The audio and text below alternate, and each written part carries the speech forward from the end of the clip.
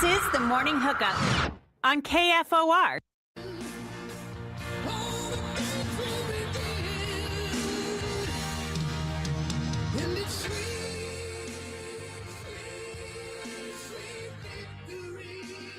Good morning, Lincoln, Nebraska. Happy Friday. Welcome into the Morning Hookup. Elijah Herbal, Caleb YZ Weisenborn sitting in with you as we still bask in the glory. The Nebraska men's basketball team has finally done it after, I don't even know how many years. A lot. 130 years of history. Not sure how long since the tourney, but after all these years, after all the pain, all the heartbreak, they've finally done it. They blow out Troy yesterday. They advanced to the round of 32. The monkey is off the back. The final power conference team in America has won an NCAA tournament game. We're here to talk about it today. It's a beautiful day. Felt good yesterday. Woke up today. Feels even better somehow today.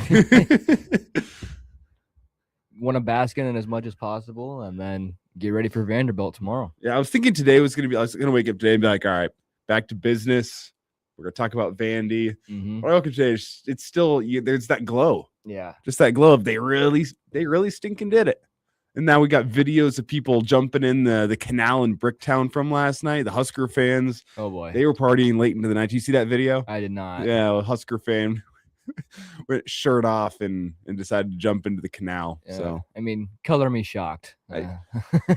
By all accounts, Oklahoma City, I better hop in the stream here. I just have it pulled up.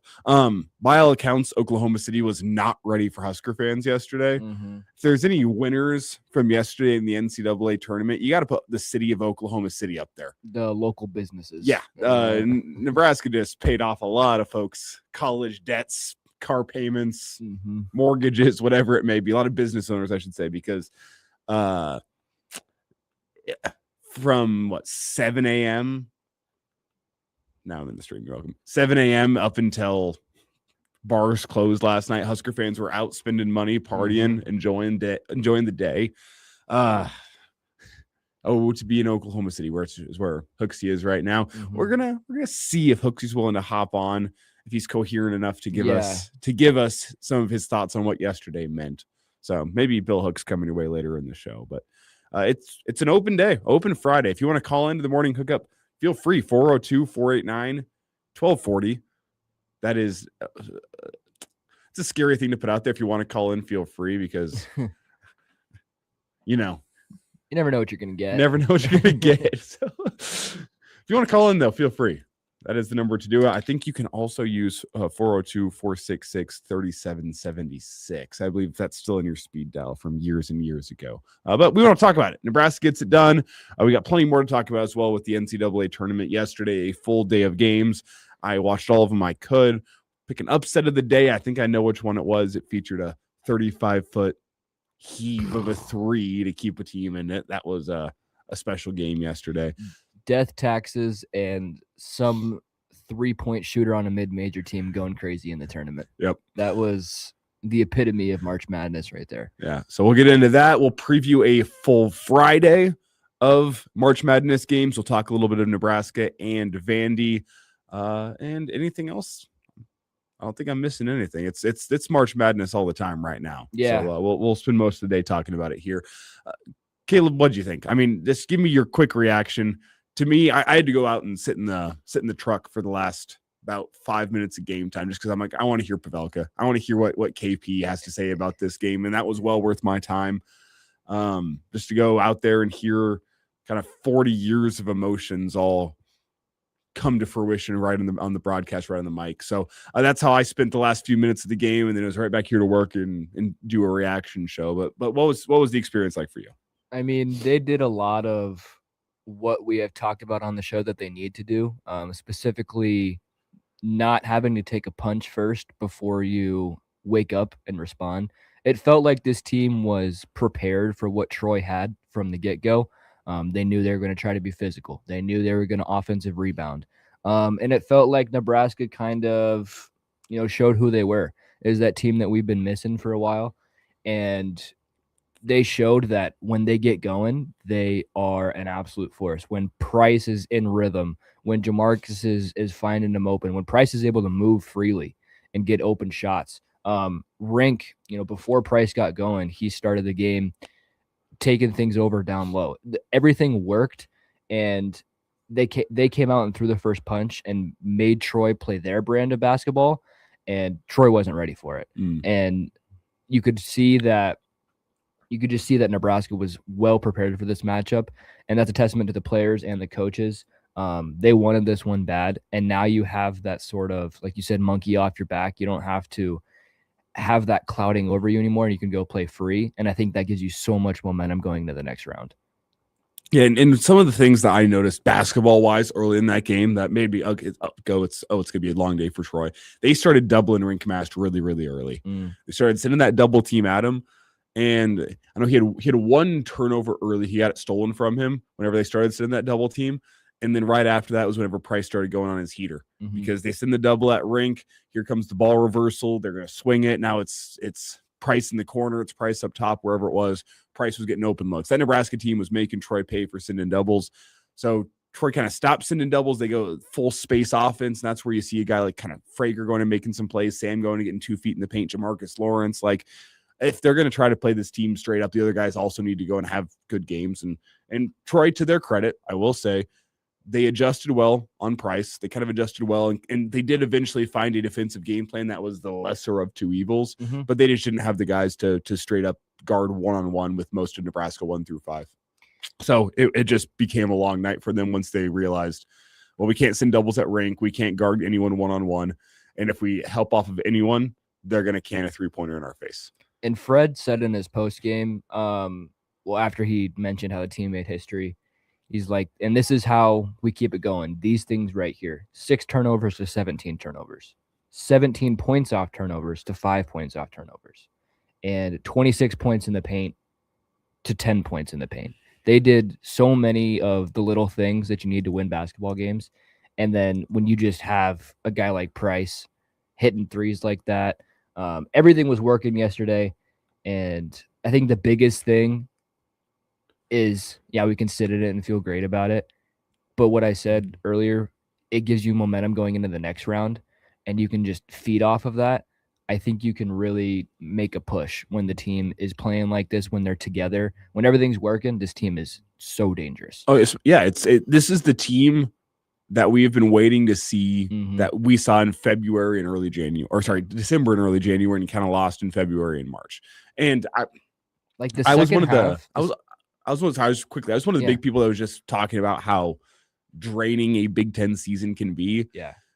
You got the one game, 11 days, 12 days following the Iowa game. That team looked like they had their legs back under them again. Now, I think that was a big factor. The fact that they were able to go out there, and you've had so much sickness and injury going through this team with such a small lineup, to get your legs under you. That team looked back. I mean, Jamarcus Lawrence was playing so much quicker and more decisive.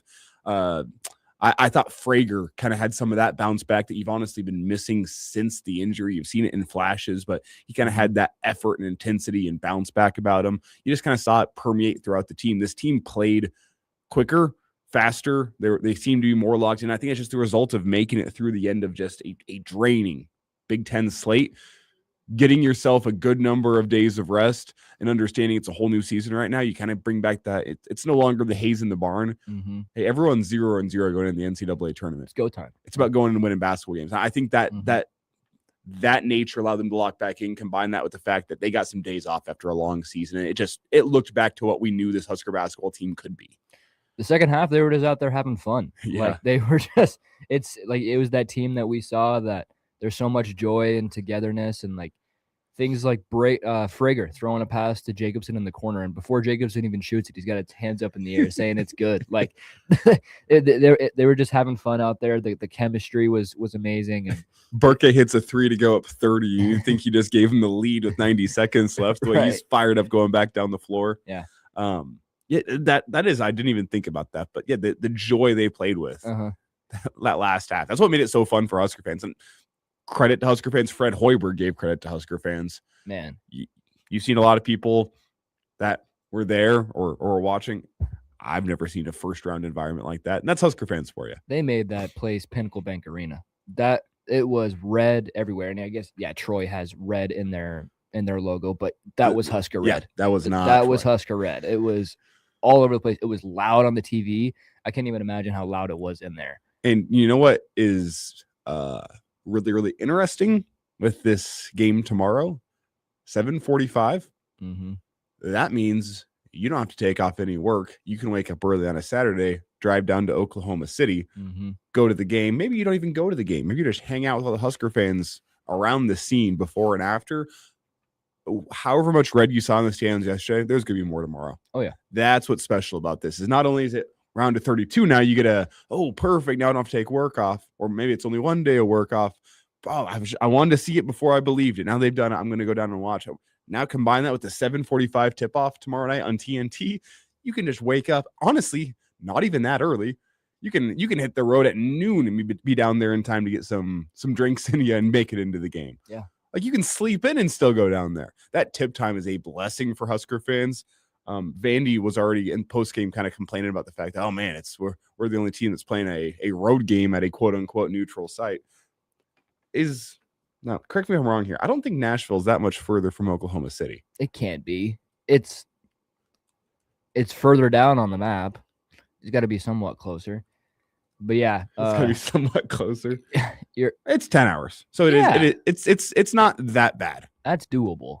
That's doable considering it's going to be 98% Husker fans in there on Saturday. It's not our fault that Husker fans show out to everything. If you want to compete, support your team. Yeah, it's not our fault that we just simply put, we support our team around here. Right. Simple as that.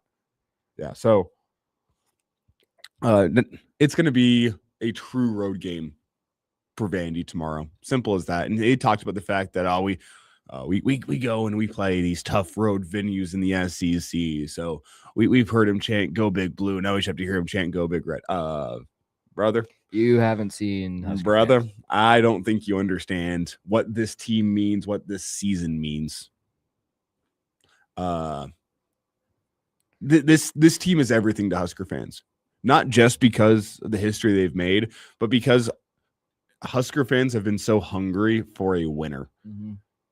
You haven't seen the football team go out there and succeed. You've been waiting on that. The volleyball team's been great, but you've been like, man, they've been so close. You want to see them get over that hump. Baseball, okay, they've been making regionals. When are they going to host a regional? Softball team last year, they were great. And we have super high expectations of what they can be last year, but it's fallen just short in a super regional. You were waiting for that one thing that you could go kind of double birds up to the rest of college sports and be like, yeah, you know what? We're still here. Yeah. Hey, you've been trying to shovel dirt on Nebraska's grave, but we're still here.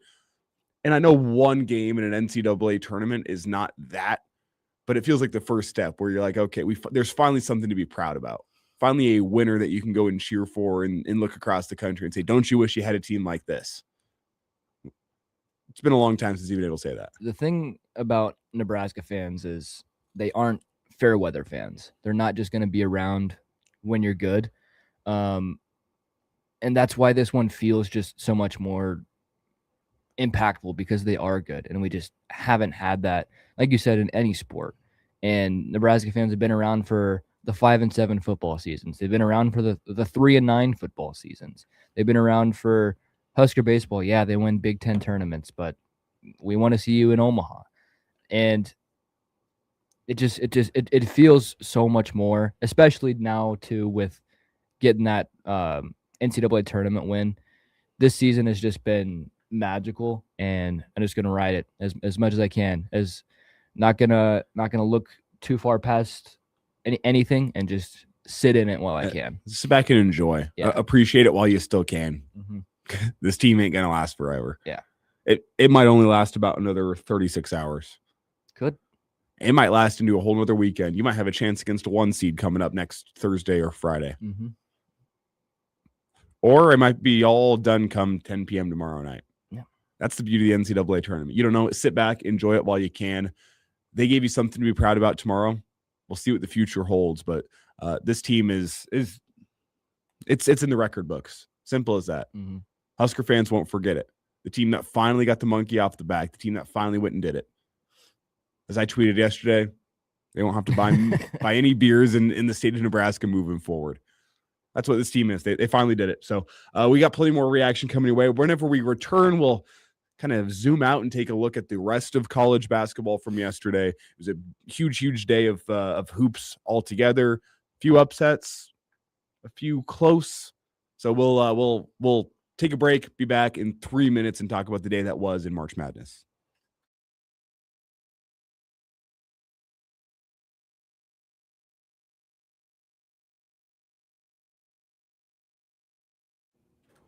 I need to get more coffee in me.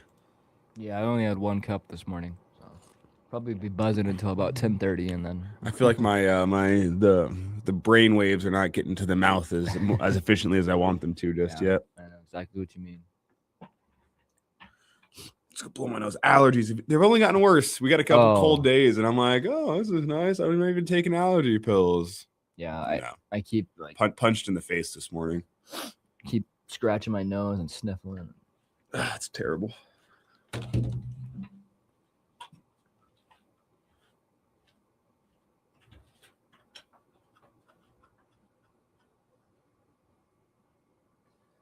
Let's see here. What song are we gonna play?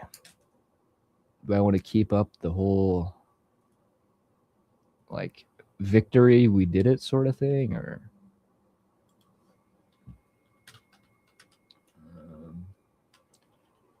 this is why you tune into the stream. You get to see all the behind the scenes action and see what doesn't go on the air. I could have played Queen's We Are the Champions, but I don't want to say we're the champions because of a round of 64 win in the NCAA tournament. Let's see here.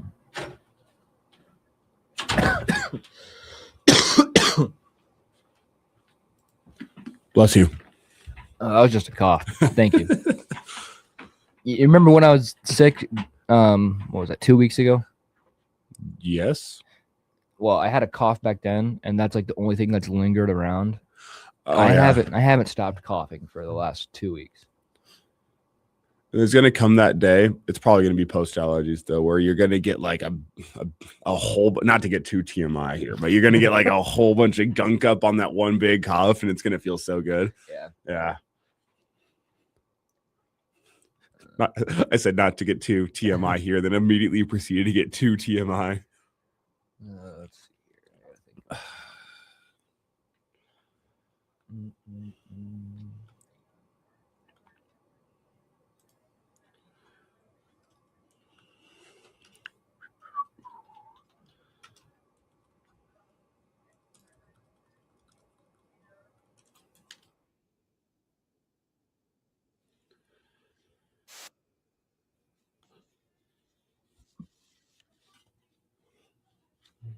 That'll work.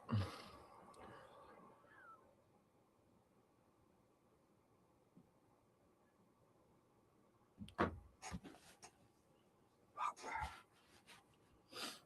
right, here we go.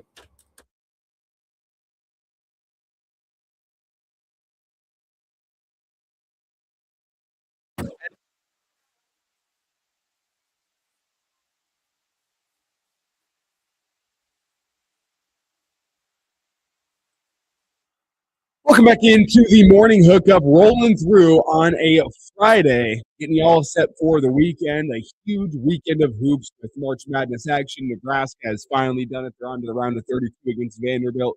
We'll get some thoughts on this Vandy team just a little bit later in the show. Some of our thoughts on Nebraska's keys to victory. FloodX10 chimes in here to ask, can Rhodey check in from the Waffle House? Oops. Did he head wow. Did he head back home to OKC? He was on the call yesterday for the mighty 90.3 KRNU. Nice. So him and Bobby Hessling, both friends of KFOR radio, actually. In years past, we've obviously had Justice all over high school sports coverage, the Average Joe Sports Show here on the Morning Hookup. Bobby Hessling got his radio debut here at KFOR as a studio host for the Lincoln Salt Dogs, which he did for a couple of seasons. I think he did one game last year even. Nice. So you've you've heard both of that pair here on KFOR. They're doing great work on Nebraska Student Radio, 90.3 KRNU, and they're both down there. Sweet. Sounds like they're going to be remaining in Oklahoma City because they're going to be calling the game on Saturday night. We checked in with them yesterday, and I'm not sure what their night entailed. I don't think it was jumping in the canal in Bricktown. I was looking. I think I'd recognize a 6'10" ginger. Yeah. And it was not that. So I'm sure some sodas were involved, but we checked with them yesterday after the game on the Average Joe Sports Show, and they're both crushing large drinks from Whataburger. Like, have you been to Whataburger? I have not. Total aside here, I have not. Good, overrated. Really? There's a couple items that are delicious. They have these like little honey chicken biscuits that they do in the morning. That sounds good. Those are delicious. That's usually how it goes with those like mainstream restaurants, though. Like In-N-Out, Jack in the Box. I feel like everybody hypes them up, and they're not like they're good, but they're not as good as people say it is. In-N-Out, I think, is good. I will say, in terms of a fast food burger, it's one of the better fast food burgers you'll find. The problem is there's nothing else on the menu that's worth anything. Maybe a Neapolitan shake. I just like the strawberry shake. Actually, it was fine. It didn't like blow me away as a shake. Like, the burger's good. The burger is good. It's good, high quality. You can tell the price is still reasonable considering it's California or that area, but the fries suck.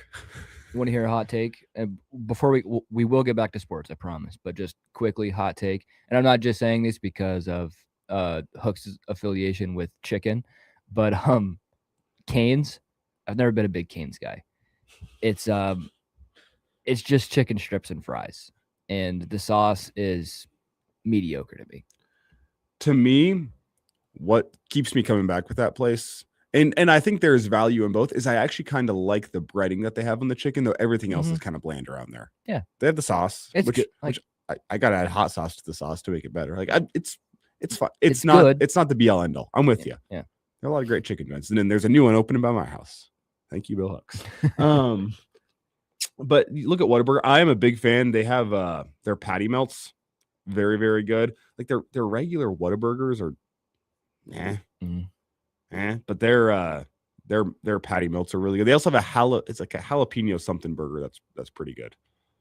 So anyway, it's one of those like some people are all about Whataburger. Their fries are literally just I swear they get them from the same place. They are exact replicas of McDonald's. Here's how I can rate Whataburger without trying it. How does it compare to Culver's? Oh, it does not hold a candle. Okay. Yeah. I mean, Culver's is astonishing. It's one of the best fast food places. So that's what I compare my burgers to. And if you can't compare with Culver's, you're irrelevant to me. So speaking of Culver's, from Wisconsin. Woo! That's a good transition right there. There you go. Greg Gard is there is some sort of curse on him in the NCAA tournament. Yeah. Hasn't made it past the round of 32 in like 10 years. Is that right? Is it that long? It's something like that. Ooh. That poor Wisconsin team yesterday. I even thought they played an all right game. So many people had High Point circled as a potential upset, and it was High Point was good. I think it was less because of them and more because Wisconsin, they chuck a lot of threes, and they're prone to sometimes they go shoot like 70% from three, like they did against Michigan.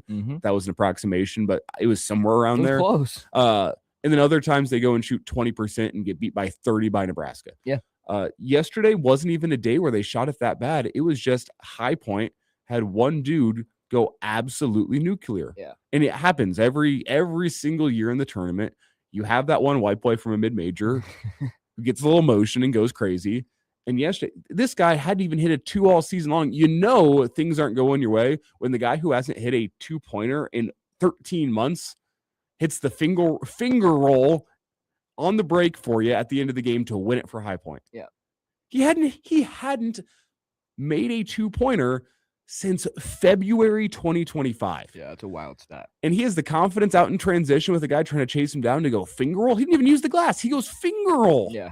That's how you know a guy's cooking, first off. Secondly, that logo three he hit, the one late two, that I think it tied it up, where he was moving to his right on the far side wing and drained it. I mean, I think there are times where you don't want to, but like Wisconsin, you just got to tip your cap. Yeah. You didn't even play bad defense on the guy. You were forcing him to tough shots, and he was knocking him down. Yeah. Tough tough for Wisconsin.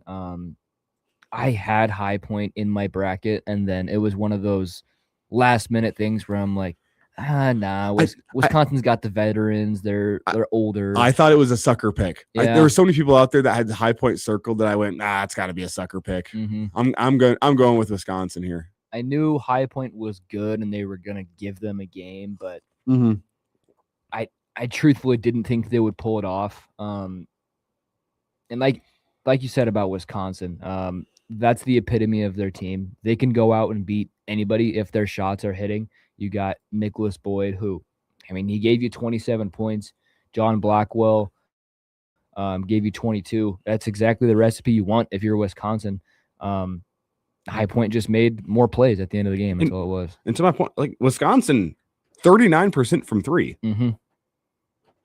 But High Point goes 15 of 40. They knocked down 15 threes, including what was the guy's name? Chase Johnston. Chase Johnston, 14 points in 22 minutes, 5 of 7 from the field, 4 of 6 from three, because only had the 1 2-pointer. Now High Point will advance and they'll play Arkansas, which makes for another great game. That's an amazing round of 32 game. I don't see High Point coming into that feeling scared after just knocking off Wisconsin. You got Acuff on the other side. I think they can compete in that game. I think that'll be a really close one. Yeah. It's harder and harder in modern college basketball for teams to make a Cinderella run. But High Point, I mean, their coach yesterday even said, like, that was awesome. The only reason we're seated this low is because no one wanted to play us. Yeah.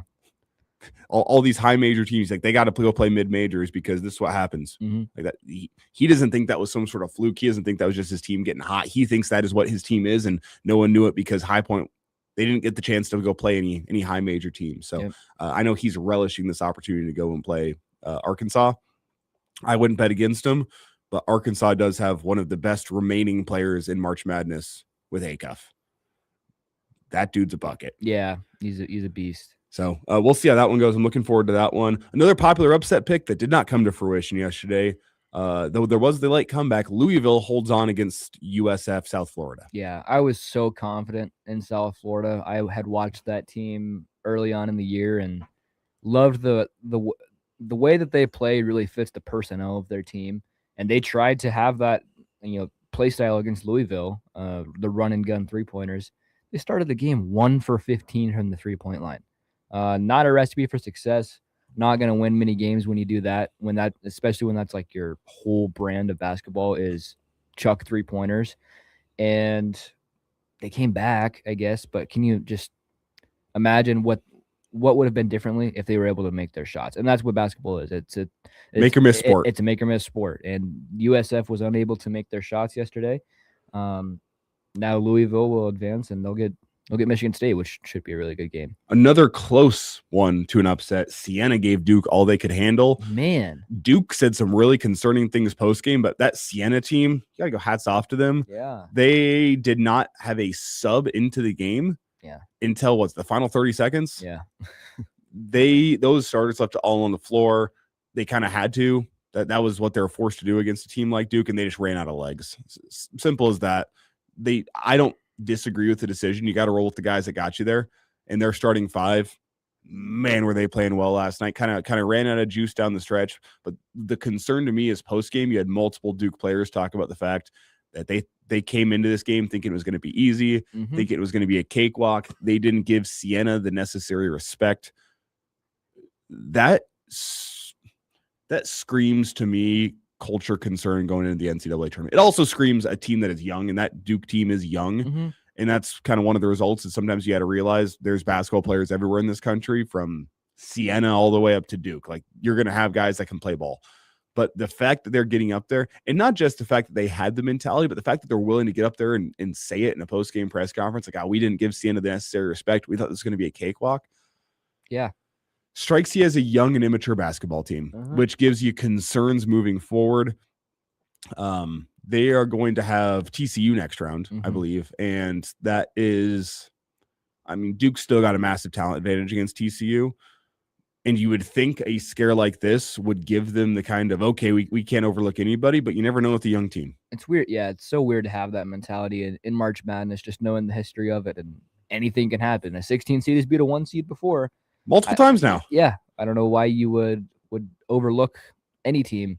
And I really thought Siena was going to get him there for a second. Are they going to do this? And Duke ended up, they just have too much talent, and Siena just ran out of gas. That was really tough that they do they not have a bench, or was that like a coach's decision, do you think? We're just going to roll our guys? I think it was just we're going to roll with the guys we think give us the best chance to win. Yeah. And they almost did it. They almost did it. Got to tip your cap. That would have been something special yesterday. Move past a couple of games that ended up not being close, but we had a comeback for the ages yesterday. Maybe this is why Hooksy's not with us here this morning. His North Carolina Tar Heels blow a 19-point second half lead. VCU comes all the way back. North Carolina does not make a single basket in overtime, and VCU wins at 82-78. They even had the lead late, could not hit their free throws. VCU takes advantage, sends it to overtime, and gets the win. That was, I'm not sure if you were watching that one. I was, because I was sitting back and I was like, for Hooksy's sake, I'm not sure if I want to send the gloating text. Yeah. But for my bracket's sake, I was rooting for VCU. And they go get it done. To fight back against that momentum. And this is something I even talked about whenever we previewed this game earlier in the week. North Carolina, whenever their offense goes a little bit stagnant all year long, they could just go to Caleb Wilson and they could say, go to work, do something, go get us a bucket. Whenever they got pressured yesterday, whenever VCU started making some shots and making a comeback, you could see the pressure that they were feeling, and they didn't have a guy they could turn to and just say, go get us a bucket. It kind of went how I thought it was going to go. Maybe not a 19-point comeback, but I thought there was going to be that point of that game yesterday where North Carolina's offense gets a little stagnant, the shots aren't falling, and they don't have the guy they can turn to go be that steadying force in Wilson. So VCU comes all the way back. And something we talked about on Monday for any team in this tournament, free throws. Oh, yeah. North Carolina, 12 for 20 from the free throw line, 60%. Said coming into this game, they were like a 68% free throw shooting team. Bit them like a snake. It's that'll creep up on you, and those concerns come up in the tournament. Think about it: you lose by 4 and you missed 8 free throws. Wasn't everything on how they lost, but it plays a huge factor in it. And some free throws at bad times too. Front ends of 1-and-1s late in the basketball game. They got no one to blame but themselves. VCU advances. Just feels like VCU always is there to knock off a giant. And I personally, I'm rooting against the Blue Bloods at this time of year. Yeah. Especially once I already lose that first game in my bracket. I don't care anymore. Oh. I don't care what my bracket says. I'm rooting against the Blue Bloods. You better believe I was rooting for Penn last night. You better believe I was rooting hard in that Gonzaga-Kennesaw State game for Kennesaw State. We'll get there in just a second. But first, that was not the only 11/6 yesterday. As another popular upset of sorts, Texas, from first 4 in to taking down BYU. AJ DeBonsa, we talked about it another game earlier this week where I said they don't have much offense aside from DeBonsa. That's how it was last night. He pours in 35 points, but it's not enough as Texas gets the win. Texas even overcame some free throw struggles late to go win that one. BYU, I think Texas understood the only guy that can hurt us right now is AJ DeBonsa. They really cued in on him. They double teamed him on every single drive. He did what he could, but that BYU team their offense is gross. Simply put, I know we love watching AJ DeBonsa, but in the college game, you cannot just go ISO ball like you can in the NBA. That was all BYU had yesterday, and Texas took advantage. Before you broke down this game, you said upset of sorts, and that's kind of how I felt about it. It wasn't like, by seed line, yes. It's an 11/6, but I truthfully wasn't too surprised. This Texas team has been all right all season, and BYU, when they lost Richie Saunders, we talked about this on Monday. It's just a completely different team. All they had was DeBonsa, and 35 points. I think he did he stamp himself as number 1 pick yesterday? Do you think? No.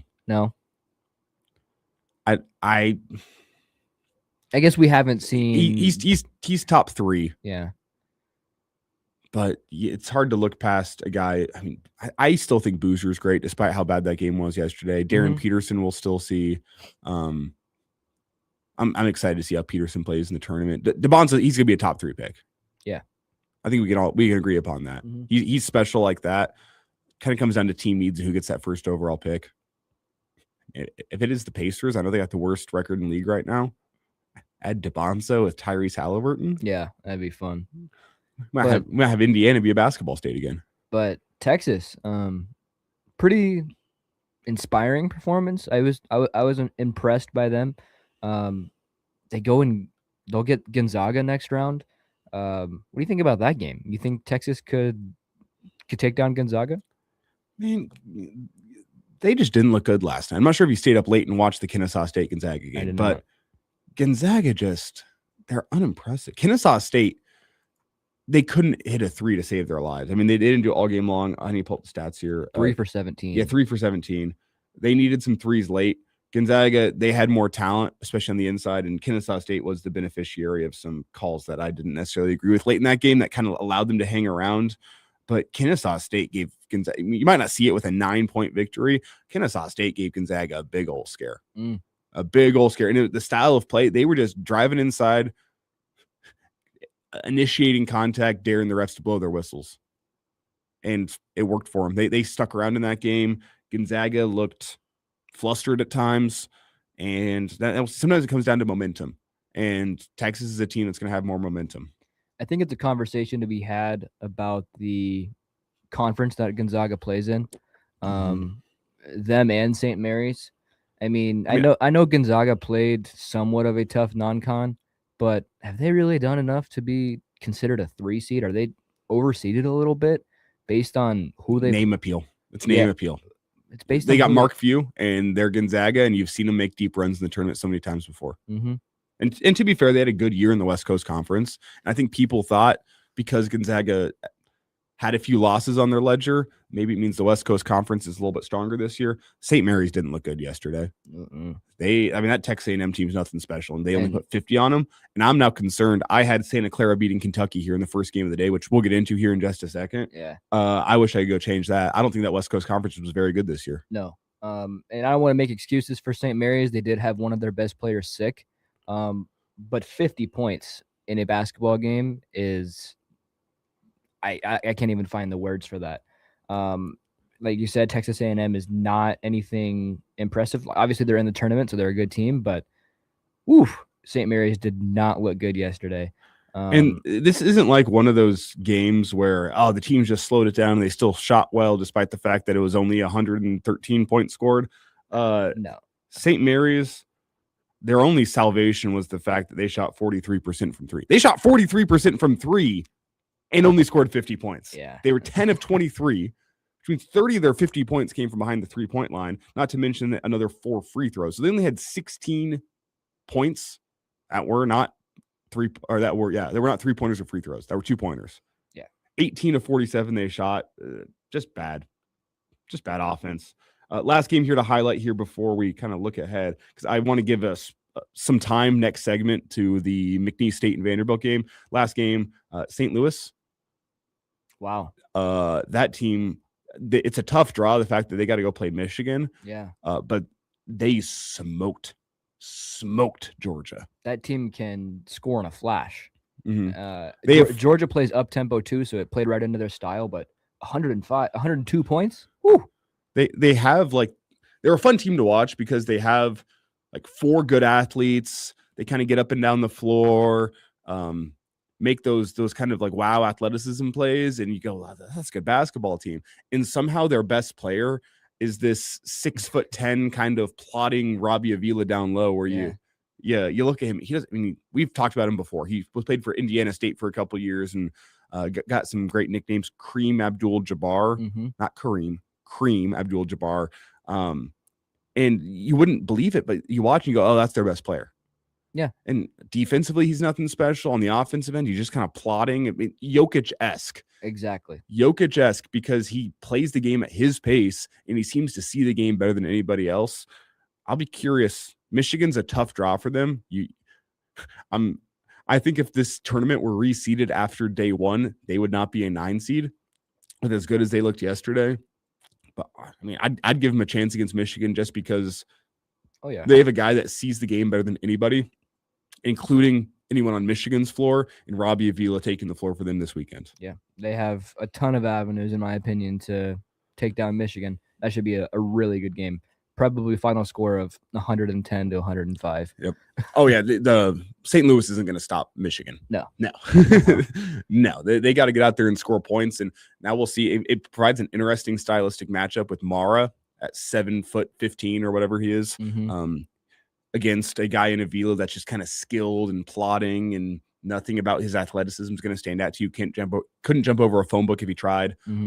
But he's going to see the game really well, and it almost feels like a Jokic versus Wembanyama type matchup. Yeah, it does. Though Mara is very far from Wembanyama. He's not that, but you get what I'm saying just in terms of the optics of how it's going to look. Yeah. Kind of like this more special type athlete that's got wingspan for days and height for days. Great defender going up against this guy. Honestly, I do not mean this disparagingly because I'm a Jokic fan. Just kind of like this fat-looking, middle-aged looking dude in the inside that you go, oh, this guy's nothing special. Somebody you play against at your local Lifetime Fitness, and you're like, who is this guy? Like he must have been a point guard back in the day or something, but now he's 300 pounds and he's backing me down and he's hitting crazy over-the-head passes. Like, what's going on here? Yeah. So I'm interested to see that matchup. But that kind of puts a bow on day one. I think the games you want to highlight: Michigan blows out Howard as expected. Penn hung around with Illinois for a half, and then Illinois does what Illinois does. Michigan State went and laid the wood to North Dakota State. I like that North Dakota State team has a bad matchup for them. We briefly talked. Arkansas goes out there, and it wasn't even close against Hawaii. TCU Ohio State. I missed this one. First half, Ohio State kind of looked like they didn't want to be there. Came out super uninspired, missed a ton of layups, really easy shots. It just seemed like the effort wasn't there, and then they kind of played like the Ohio State team that we saw the last 2 weeks. Bruce Thornton turned it on a little bit, but TCU prevailed late. They were able to get a bucket with about 4 seconds left, and then Ohio State's final play that they drew up was... You have 4 seconds on the clock. Very concerning. And you're trying to pass it back to your inbounder to have him run. You should be able to generate... maybe not a great look, but at least a look that's not a half quarter if there's 4 seconds on the clock. They're throwing up a half court heave. That's bad. Jake Diebler, what are you doing? But TCU was... That's the second straight game now. Ohio State has had terrible coaching execution in the final, like against Michigan in the Big Ten tournament. I asked the same question, like, what are they doing late? They're in a chance to win this one, and they just kind of looked like they did not have the necessary intensity in that moment. They're jogging up the floor late, and you're like, you need 2 buckets here. What are we doing? And then yesterday, you drop a terrible play.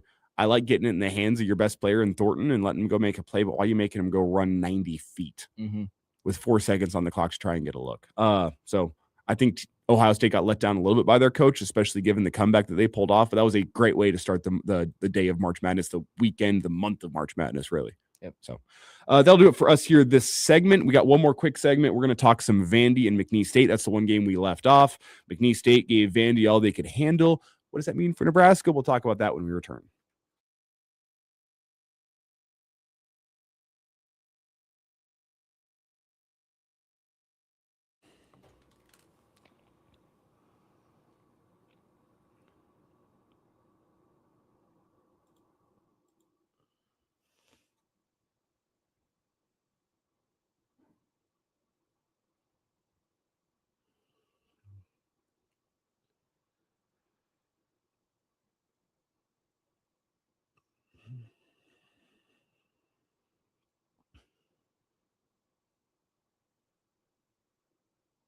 March Madness, it's just the best. Oh my gosh. Best time of the year. I have so many friends that have just taken 2 days of work off, and I'm like, listen, I love my job. And you can't do it these 2 days because of, especially when Nebraska's in there, like that's not anything I want to do. Yeah. But it looks nice. Just go hang out at a sports bar all day and watch all the games. Yeah. It does look nice. I've done it before. Way back in the day. I'm sure some of our listeners would remember whenever we would have our party down in the rail yard. And we carried the NCAA tournament games on the radio, so it kind of that took the precedent. We weren't even allowed to do any radio shows, so we just go hang out with everyone down there, and old boy Will and I had some good times down in the rail yard. There was I think my favorite memory was 2021, whenever they just brought the tourney back after COVID. They had the big vaccine drive at Pinnacle Bank Arena, and whatever your thoughts are on vaccines, keep them to yourself. That's past now. I went and got my vaccine in Pinnacle Bank Arena, walked across the street to a local establishment down there. Well, they're not around anymore. It's Longwell's, and just drank with Will all day long. And I'm telling you, I woke up on Friday feeling awful. Yeah, just terrible. The combination of like all the body aches from the vaccine plus the hangover. Oh. But the day was great. I had a fun time down there.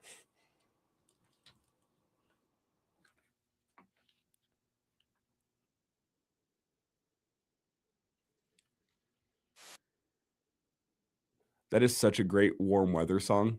Whenever the weather warms up, that's like top tier. Top tier. There are my list of songs that are just like the warm weather. I'm feeling good. I'm getting vitamin D again, and my seasonal depression is going away. I don't realize my seasonal depression until I'm able to get some sunlight, and I realize how depressed I was all winter. No kidding.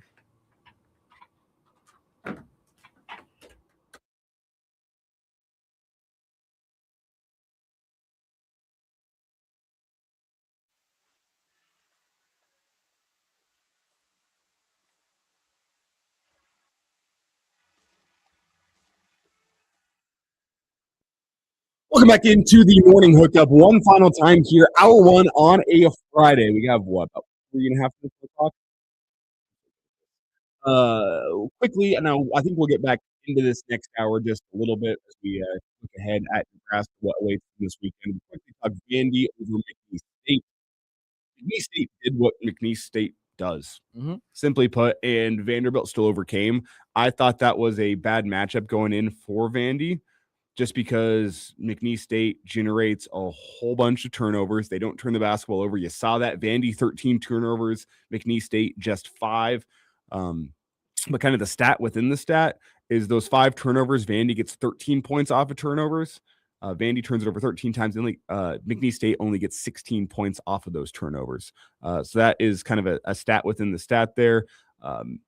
Both teams kind of shot even from the 3-point line. Vandy was just better. They used their size advantage down low, which they're a team that 1 through 5 can shoot it, allows them to space the floor. They get some one-on-one matchups. They had a size and athleticism advantage yesterday. And because they didn't get killed in points off of turnovers, as McNeese State has done this year, they coast. I shouldn't say coast to a victory because it was tight throughout, but they had a big stretch right in the middle of that game where they knocked down some threes, kind of end of the first half, into the second half, generated a lead and didn't look back because of that advantage they had on the inside.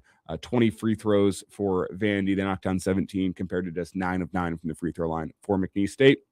So the free throw is kind of the difference. You have 8 more free throw makes in a 10-point game. You're able to knock it down just a little bit better inside the arc. But what's wild here for McNeese State, another thing they do really well is they get on the offensive glass. They attempted 69 field goals yesterday to Vandy's 51. Wow. That's what they do. They had generated 8 extra possessions off of turnovers. They had 5 more offensive rebounds than Vandy. And, I mean, it's rare to see a team get that many more possessions and still lose by 10 and only put up 68 points. Vandy, their defense looked good, forcing McNeese State into just 36% shooting overall. McNeese State kind of did the things they needed to do to go pull off the upset, except knock down shots on the offensive end. Yeah. I said on Monday I hadn't really had my eyes on this McNeese team. Don't watch a lot of the Southland Conference, but they were athletic and they were good defensively. They were in it, gave themselves a shot, but Vandy was just better. Yeah, Vandy was just better. Yeah. McNeese State executed the things that they needed to execute in order to go win that game with turnovers, offensive rebounds, generating extra possessions, but McNeese State couldn't turn those extra possessions into anything. So Vanderbilt gets the win. We'll talk a little bit more about Vandy next hour. We'll preview a full day of March Madness coming your way as well. All that's coming up on hour 2 of the morning hookup. Stick around. Don't go anywhere. We'll be right back.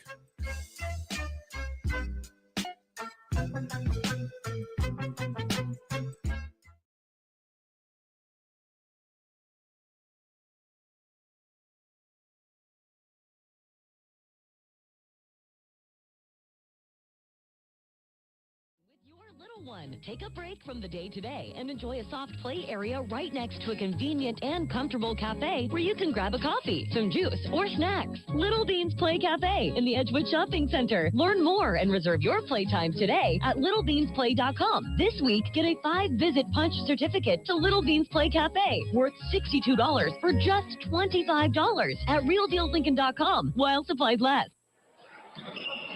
This may sound like a typical high school basketball game being played on a Friday night in Nebraska.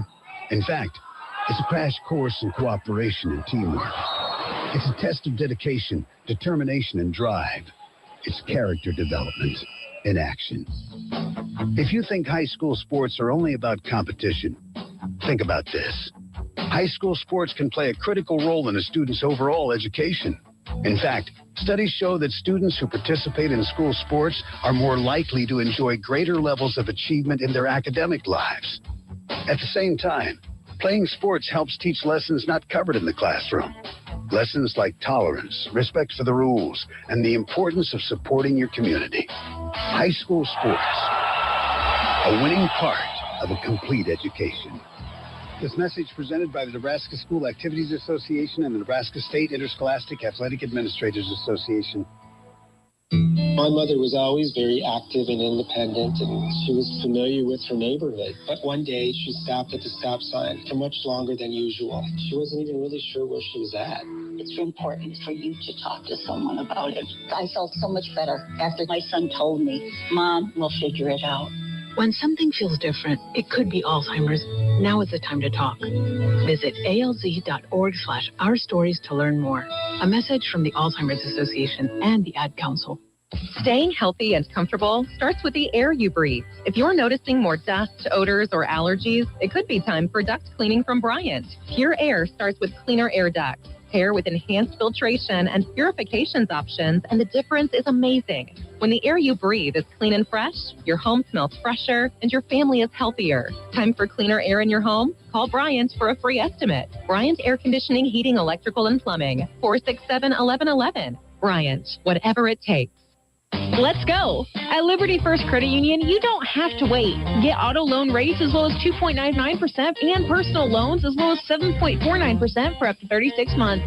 Whether you're upgrading your ride, tackling a project, or planning your next big move, Liberty First helps you get there faster for less. Liberty First Credit Union. Let's go save. Rate and APR based on creditworthiness, term, and if applicable, vehicle details. See Liberty First Credit Union for details. Equal housing lender. Equal housing opportunity. Trying to keep up with today's fast-changing digital landscape, with more ways to consume content than ever before, it is getting harder to reach your customers. You need more than just a presence. You need the experts at Conrex Digital. We craft websites that convert. We curate engaging content on social and block channels. We generate quality leads through Google and Meta. We dominate your competition on streaming TV. Bold marketing, real results. Conrex Digital makes it happen. Visit conrexdigital.com. That's conrexdigital.com. As an organ donor, your story doesn't have to end. The good in you can live on. In fact, you could save up to 8 lives and restore sight and health for many more. Sign up right now online as an organ, eye, and tissue donor. You'll be happy you did. And just maybe, someone else will be happy too. Go to organdonor.gov. It saves lives. U.S. Department of Health and Human Services, Health Resources and Services Administration. Lincoln's local news, talk, sports, and weather station. FM 101.5, 1240 AM, KFOR, and KFRX HD3, Lincoln. From ABC News, I'm Sherry Preston. The U.S. is deploying 3 more warships and more than 2,000 Marines now to the Middle East. ABC national correspondent Stephen Portnoy has the latest. 2 U.S. officials tell ABC News 3 amphibious ships carrying 2,200 Marines left San Diego earlier this week. Formally, officials say the 11th Marine Expeditionary Unit left on a previously scheduled deployment to the Indo-Pacific. But sources say their ultimate destination is likely to change. If they're given final orders to head to the Middle East, it could take weeks for the ships to get there, where they would join thousands of other Marines already headed to the region aboard other vessels. Questions about the Israeli attack on the largest gas field in the war in Iran, which is what led to the retaliatory attacks on Iran's Gulf neighbors. ABC's James Longman in Iraq. Overnight, Israel and Iran trading yet more attacks. President Trump originally denied any knowledge of Israel's decision to strike that Iranian gas field. But an Israeli source has told ABC News, quote, all Israeli targets in Iran are aligned with the United States. The Pentagon requesting an additional $200 billion as the war continues. Former Defense Department official and ABC News contributor Mick Mulroy. That's a quarter of the current defense budget per year. So it's very extensive. There are some estimates that right now we're about $60 billion, and that includes everything, including what we lost. So if you can think $200 billion more, this war could last quite a long time. The Trump administration is suing Harvard University, saying it failed to address anti-Semitism on campus. The administration seeking to recover federal money. He was one of the most well-known action stars in the world at one point. Chuck Norris has died, the martial arts grandmaster whose roles in action movies and the TV show Walker, Texas Ranger made him an iconic tough guy.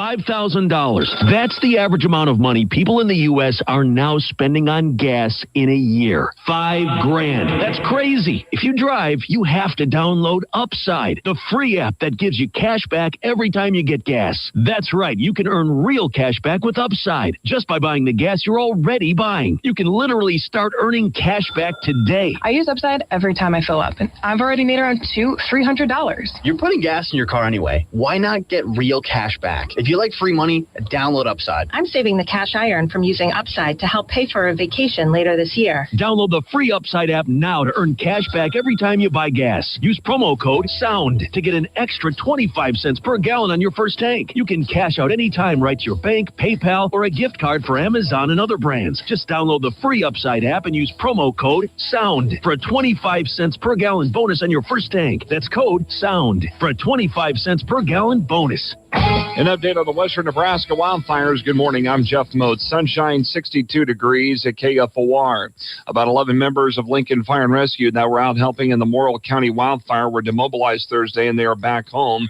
That fire has burned about 650,000 acres of land.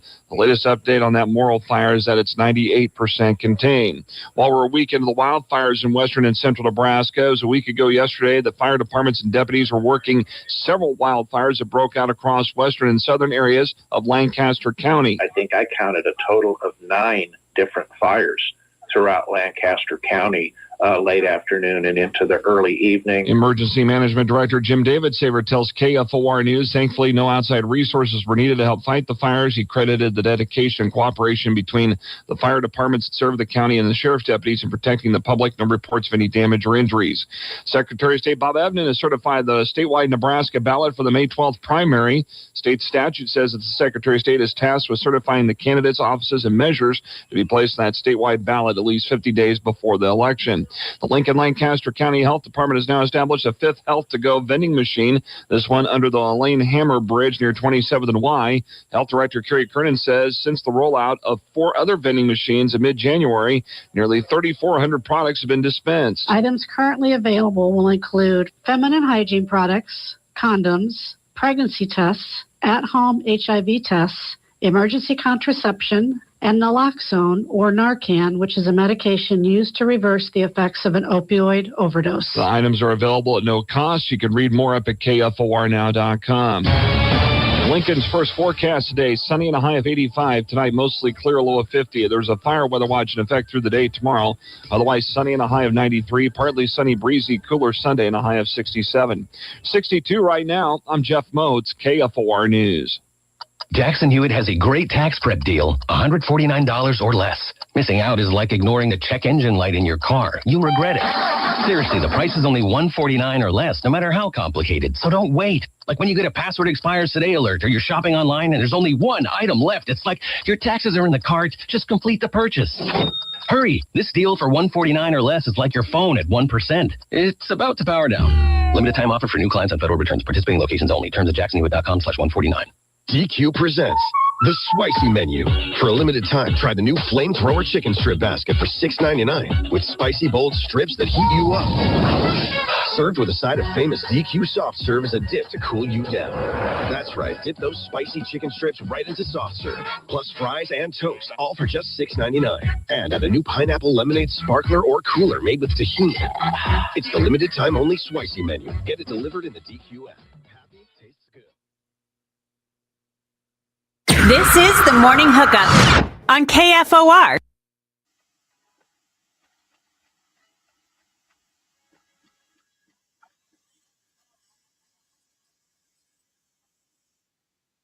Need a dollar, that's what I need. Welcome back into hour 2 of the Morning Hookup. Elijah Herbal, YZ, rolling with you. This is Aloe Black, is that right? Yeah. Yeah. Yeah. Well, this was on FIFA way back in the day. I think it was on something. I didn't play those FIFA games. Oh, you missed out. I was a I was not like a huge video game player.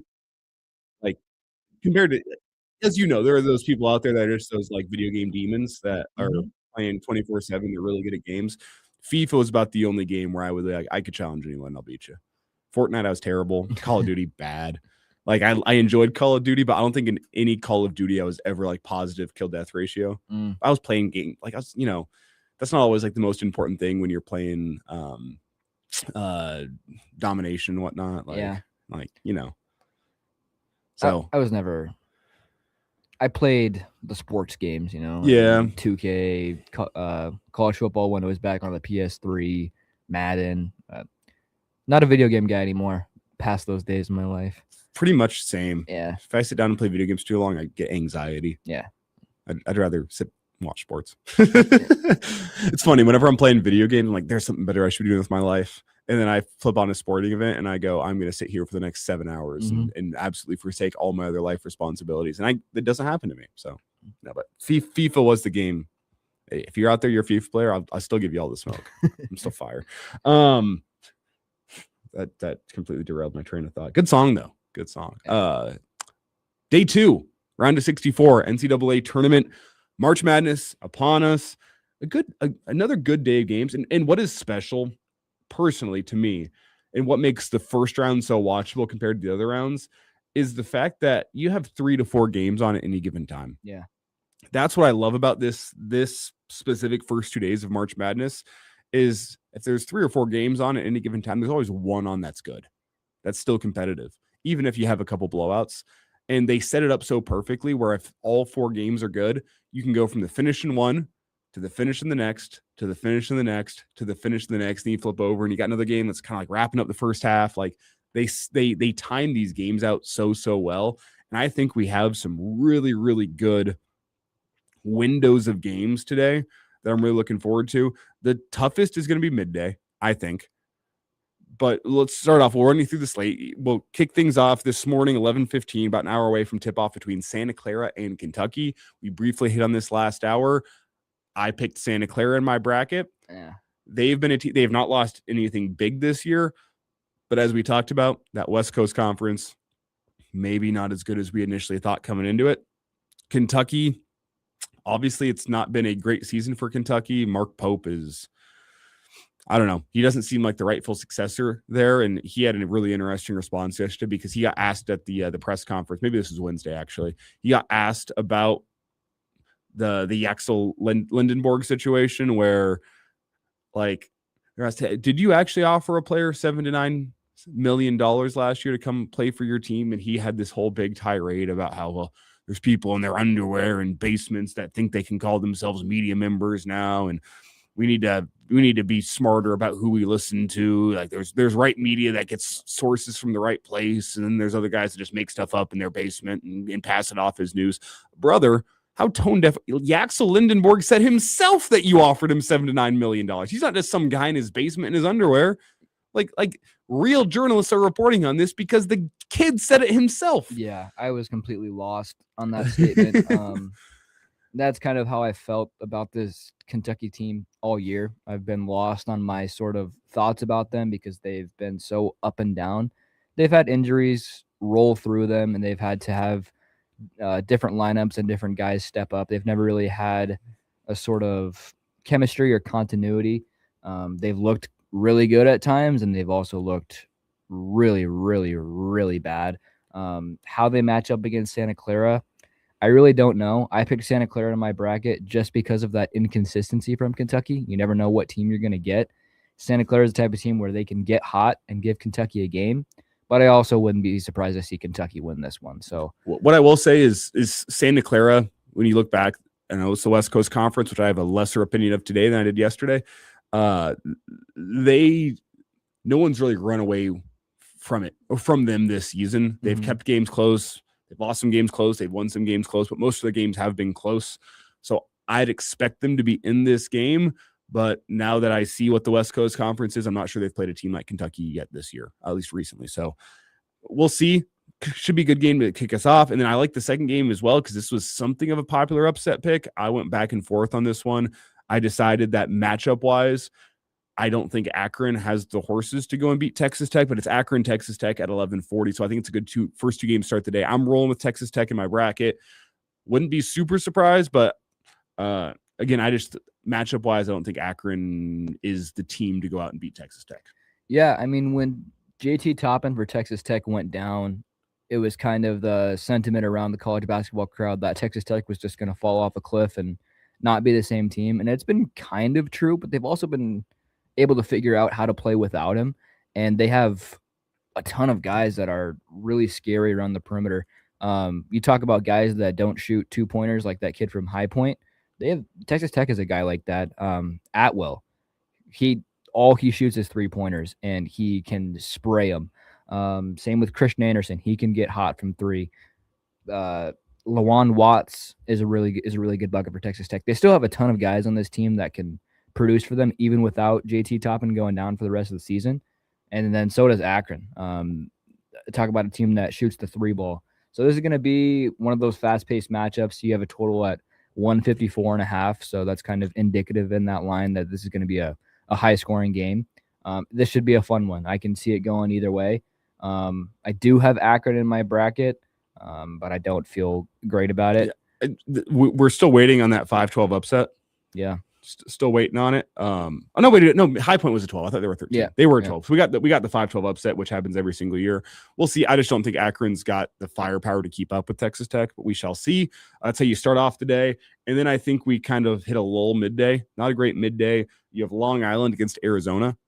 I've seen this one labeled as the Battle of the T's. Long Island T, Arizona T. Oh, yeah. I kind of like that moniker.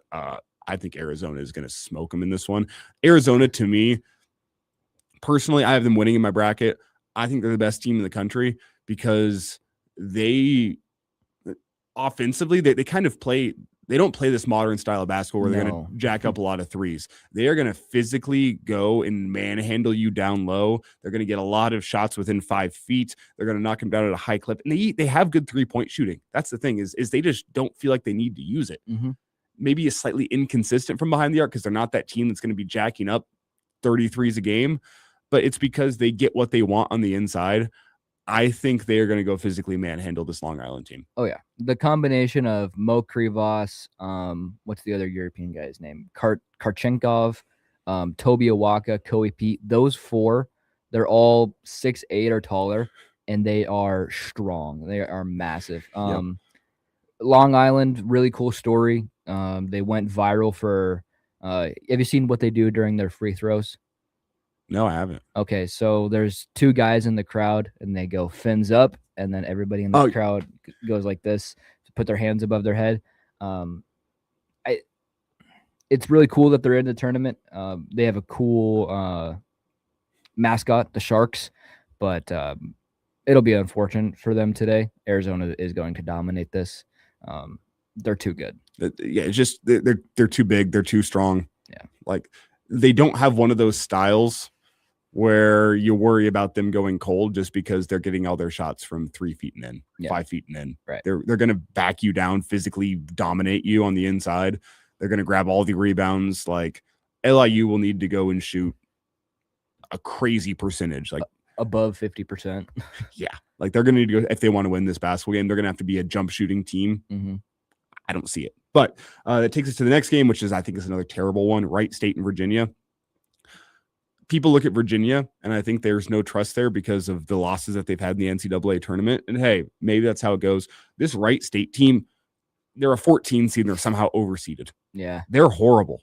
Yeah. They almost shouldn't have, like, I know they won their conference tournament, but they kind of just got hot at the right time. Yeah. They were this year 0-1 against quad 1 opposition. They lost on the road at Cal, who's not even a good team.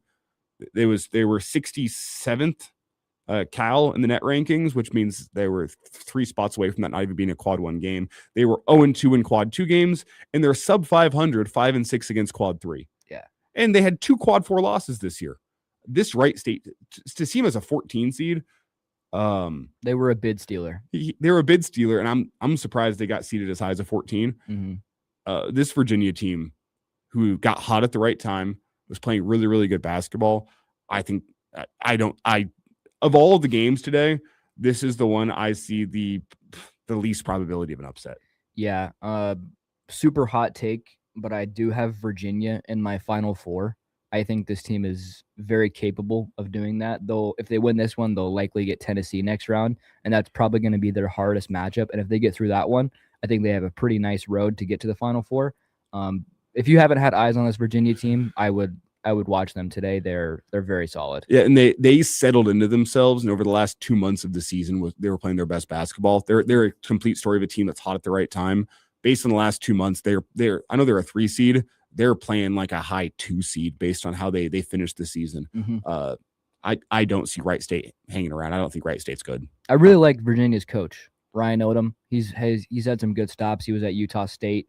He was at UMBC when they beat Virginia as a 16 or over a 1. And now it's kind of a cool story that he's the coach at the team that he beat in a historic matchup. So I really like that Virginia team, and I think they take it to Wright State. So next game of the day, again, midday lull, Tennessee State and Iowa State. Another one. I don't have many thoughts on this one. Yeah. I don't see it. I just don't see it in terms of an upset. We shall see. This 25-point spread. This Iowa State team has been much better at home than on the road or in neutral sites, but I don't think Tennessee State is the team that stresses them. No. We shall see, though. It's madness for a reason. Moving on, Hofstra and Alabama. This is more about Alabama and their guard. What's his name? Aiden Holloway. Holloway that got arrested with conveniently 0.1 pounds of weed less than the federal trafficking charge in Alabama. Mm-hmm. His quote, "I smoke a bit," whenever he was arrested. A bit, man. You got 2.1 pounds of marijuana in your house. Yeah.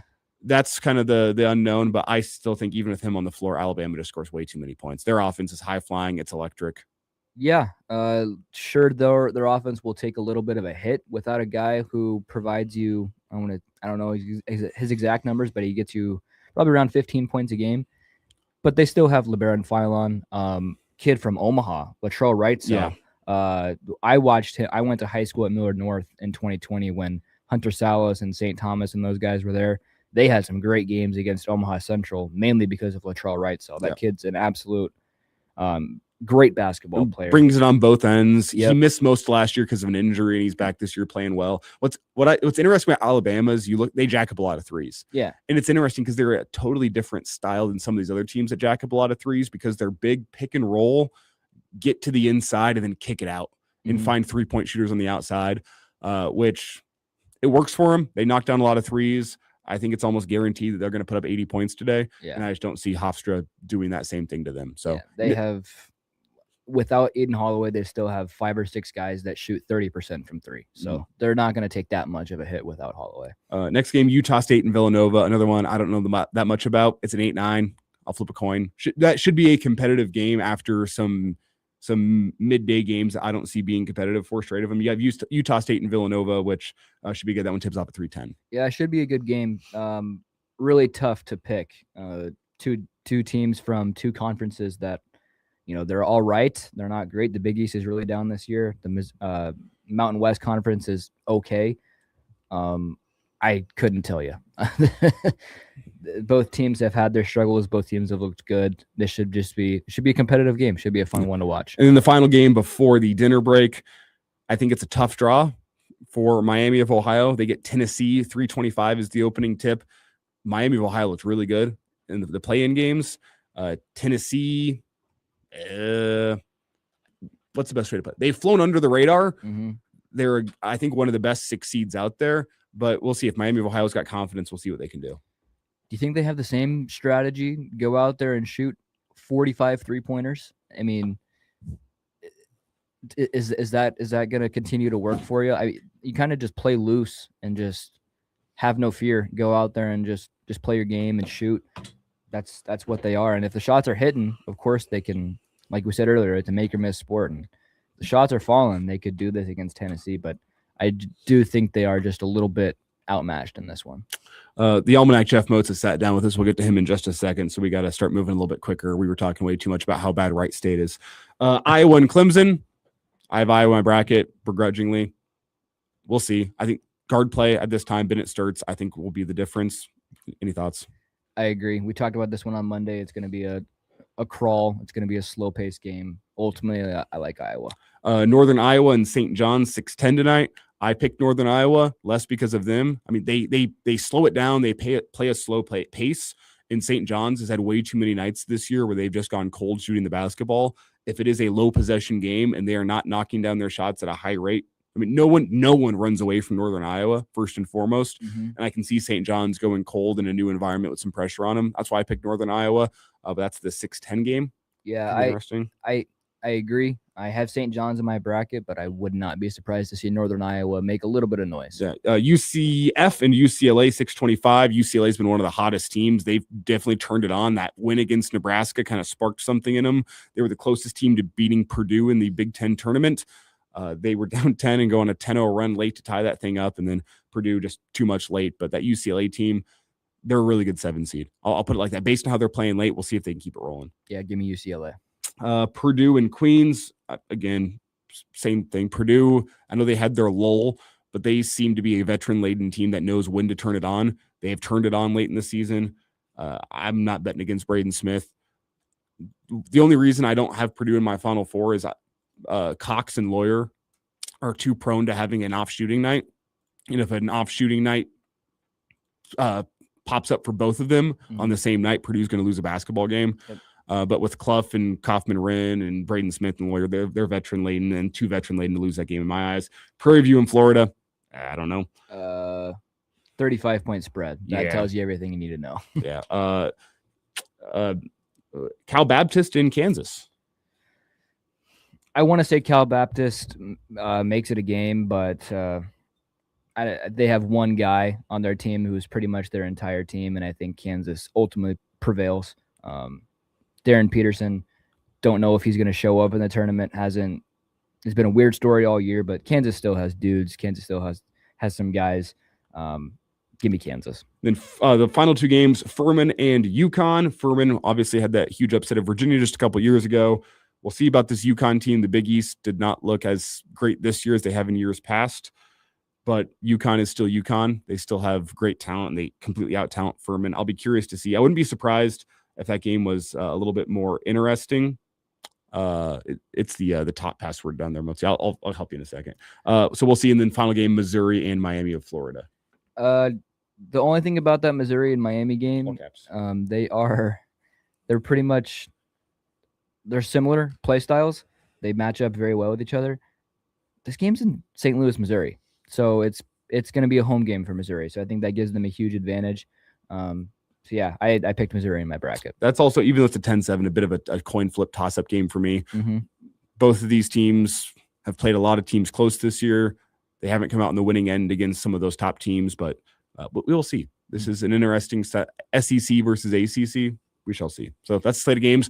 Quickly before we get to Motzi here, one game you have circled today as the one you're most excited for. I wouldn't be surprised if we're in the same boat here. Most excited for.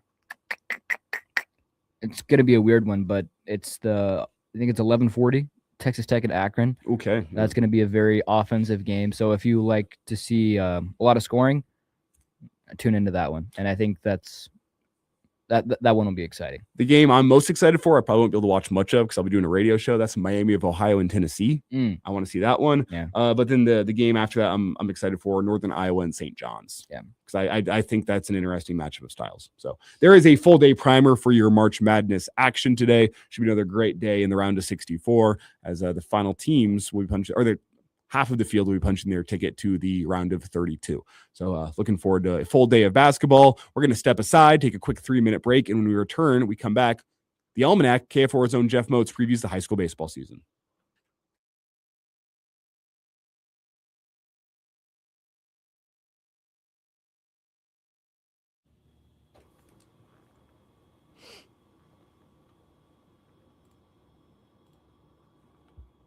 I made it. Good morning. Good morning.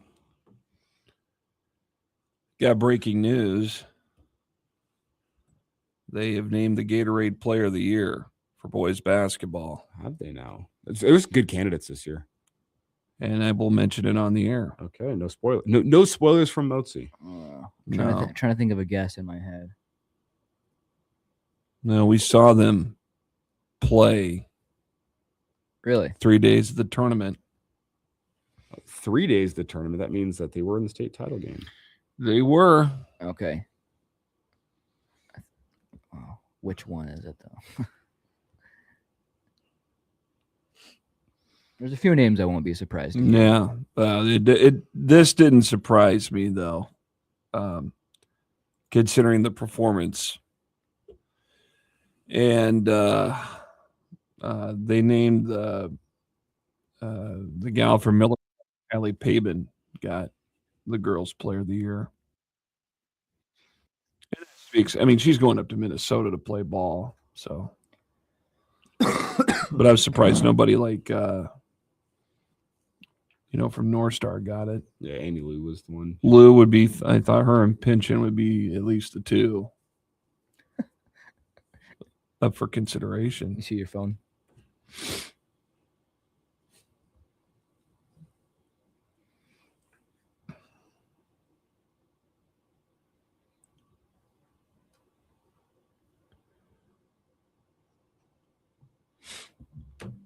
We have gotten a text in from one Bill Hooks. He has Advil, Liquid IV, and coffee in him and is feeling better. He must have tied one on then last night. Did you see the Husker fan jump in the canal in Bricktown? Yeah, I saw something about that. Driving home from here yesterday, I flipped it on to hear KP, and I can only envision what was going through his mind when he made that final call. Oh, I mean, you've been in that position now, granted, he was out for about a decade and got back into it, but, for at least 40 years, 41, I think. 41 of your career, years of your career, you've seen Husker basketball from the lowest point, the highest points, and you've been to, he covered 7 of those 8 tournaments before that they appeared in. Mm-hmm. Hold that thought.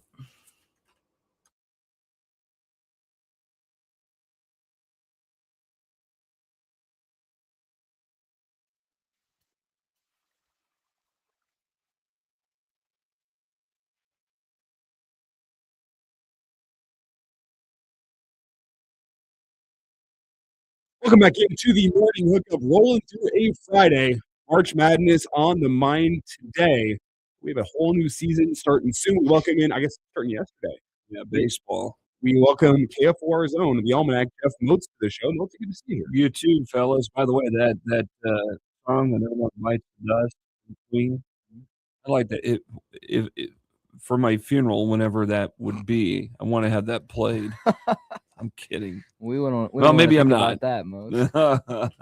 I'd like some. This is what we shouldn't be having this conversation on Friday, but someday when my funeral rolls around, I'd like it to be fun and a party and have some. Well, I do too, but I think to be funny about it. Yeah, that's what I'm saying. I don't want people.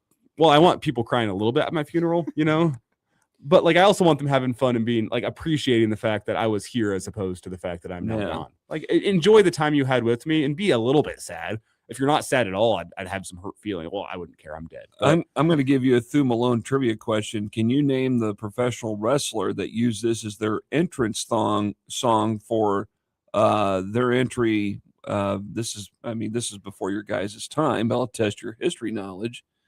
They used this as their entrance song into the ring back in the 80s.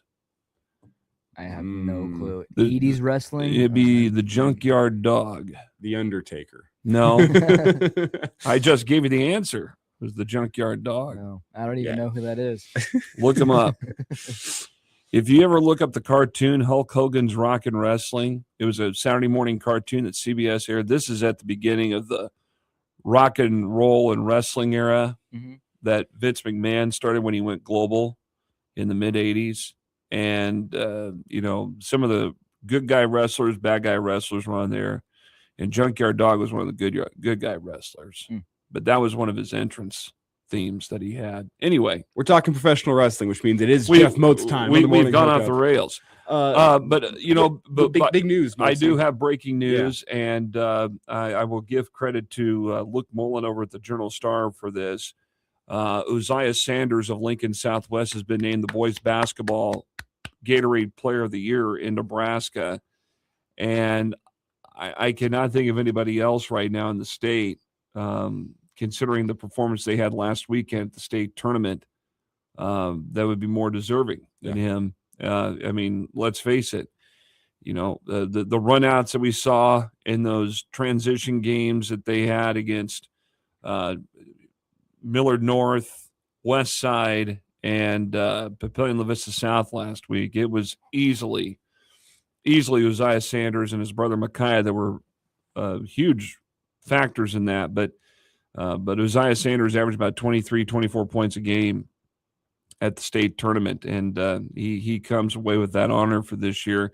First time since 2006, so it's been 20 years since a Lincoln player has been named State Gatorade Player of the Year, and the last one to do it was Matt Hill over at Lincoln Southeast, and of course he played college basketball down at the University of Texas, and he's been an assistant coach in the NBA. I think he was helping with Orlando Magic the last I heard. And then he went to the Hawks, and now I think he's with the maybe the Hornets now. Yeah, something like that. He reached like head scout for the Magic, and then got promoted to actual assistant coach on the bench. I think last I checked, he's now with the Hornets, I think. Yeah. So there you go. That's your breaking news of the morning. Well deserved. He's been fun to watch, not just this year, but I mean, he's been playing here at Lincoln High School basketball since his freshman year, him and his brother. And it was a sweep in Class A for the Lincoln teams. We talked about this a little bit on Monday, but to kind of refresh really quick before we get into baseball, this is the first time that both the boys and girls state champion in Class A came from Lincoln since 2003. You had Southeast girls beat East in the girls final that year, and then the week later it was the All-Lincoln final. In fact, those were two All-Lincoln finals, back-to-back weekends. And then the boys game was Southeast and Lincoln High in that Class A championship, and Lincoln High, after being shut out in the first quarter, won the state title that year. So a lot of firsts happening. Southwest winning their first ever boys state basketball title last weekend. 2 weeks ago, the first state championship in the history of Lincoln North Star was won by the girls basketball team.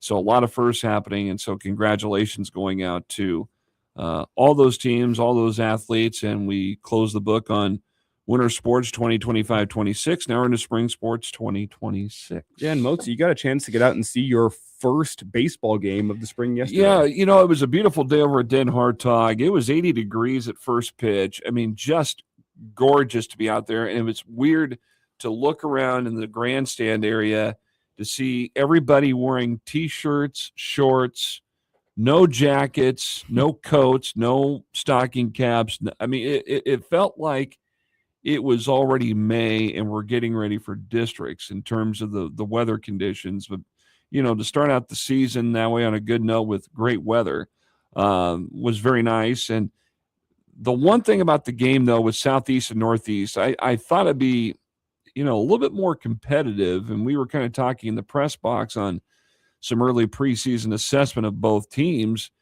And the thing that happened in the game yesterday was Northeast pitching really struggled. And granted, it's the first game of the year, and they're trying to save up some arms because I believe this weekend they're playing up at West Side in an invite up there. And, they're going up against some very good ball clubs there. But the pitching was not there for Northeast. And then Southeast in the first 2 innings of the game scored a total of 20 runs. Whew. 20 runs in the first 2 innings. And it was just, they were hitting the ball. Mm. They ended up winning 25-2 in 5 innings, but it only took about 2.5 hours to play. Mm-hmm. Well, and that's just the realities of some of these early season baseball contests. Arms, especially whenever it's been cold all winter long. Arms aren't what they are going to be come April and May. And you see some of these lopsided results, not to mention the fact in the first game of the season, you don't know much about your team. There's excitement that happens when you get a first few runs across. Right. And there's that doubt that enters whenever you're the team that's on the losing end. That's, as somebody who's been around high school baseball for a long time, and you and then me as well, these kind of results happen early in the season. They don't necessarily mean that much. And I had to look at the record yesterday because I thought, okay, is this approaching a Class A record for most runs in a game? Not really. In fact, they were 13 off the record because that was established 4 years ago by Lincoln High when they played Omaha Buena Vista, and they had 38 runs in that game. The state record was broken 2 seasons ago. That was Lincoln High against Omaha Bryan. The state record overall happened in Class B 2 seasons ago when Gretna East beat Omaha Buena Vista, and Gretna East won with 40 total runs. Well, that's unfortunate. I will have to find a new trivia question. Because, I spoiled it for you. I have that pulled up Oh, right man. now. All right. Well, that would have been a soft toss for me. That's okay. But, yeah, go ahead and find a different one on the fly if you can. But I thought, man, this has to be some sort of record, and it wasn't. And so, but it was obviously, interesting to see how the bats kept going. And then Northeast, I think, went through at least 6 pitchers. And, Zane Long had a pretty decent outing. He was one of the guys they brought in relief. And, he's a senior. And needless to say, it's the first game of the year. Mm-hmm. Not everything's going to be completely polished, both sides. Although Barrett Bott, who is one of the top prospects in the state from Northeast, got his first hit of the season late in the game on a solo home run to right field. And he got a piece of it. And as soon as it left the bat, you could tell that thing was heading out of the ballpark. He's going to be a pretty good player to keep an eye on this year for Northeast. Southeast has got some good hitters. Jaden Kirk, and I'm trying to think, Taurus Foster, Brooks Gordon, all those guys had multi-hit performances, scored multiple runs every time they were up at bat. And, I think Southeast will be pretty decent too. The pitching for Northeast, we'll see if that kind of comes around here. Again, it's the first game of the year. A lot of the pitches that they were throwing were just right outside the strike zone. They're trying to work the edges and stuff, and they just did not clear the zone. And so, again, it's game 1. You move forward, you try to regroup, you try to improve. And I think that's what's going to happen for not just Northeast, but I think for a few other teams that may be going through that this year as well. Yeah, and as high school baseball rolls around, we're always looking at that Lincoln East squad mostly. They've been so dominant, not just in Lincoln, but in the state over the course of a couple of years. That coach, that program under Coach Lonick has been pretty special. It has, and it goes back to about 2022 when things started to kind of take off for East High. And then 23, they got to the state tournament. They were within a win of getting to the championship game, and they got edged out, I believe, by Millard West or Millard South, one of those two teams. And then, 2023, they won the state tournament. I backtrack a little bit. It was 2022. 23, they won the state title. They were state runner-up in 24. And then last season, of course, walk-off fashion, they won their second state title in 3 years. And all those guys that you had that were part of that run, are now gone because you got 2 of them down at Nebraska, and Jeter Worthley, who's actually playing. Looking good. And he's kind of settled in this season. And Joey Senstock that's down there now. You've got Troy Peltz that's moved on. So you're kind of reloading, but I think you got some experience that's back too from the last couple of years that you'll have in this senior class. And that's the other thing. Is East the same team as they have been the last several years? That has yet to be determined.